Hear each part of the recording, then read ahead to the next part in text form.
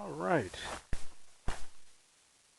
Here we have the maiden voyage of the Great Island Western Remote Control locomotive.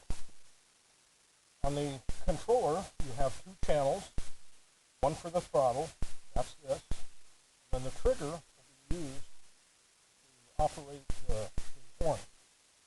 So let me turn this on.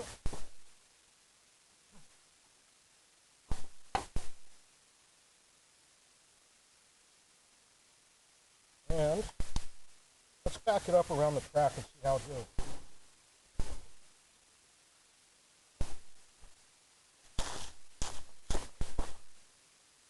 Now this is supposed to have a range of about 3/4 of a mile.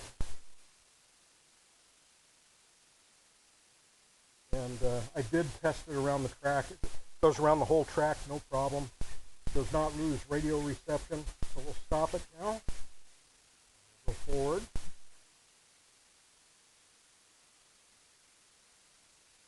Here's full speed ahead. Woohoo! And stop.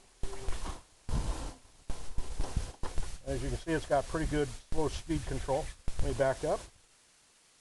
That's good for coupling and switching and stuff.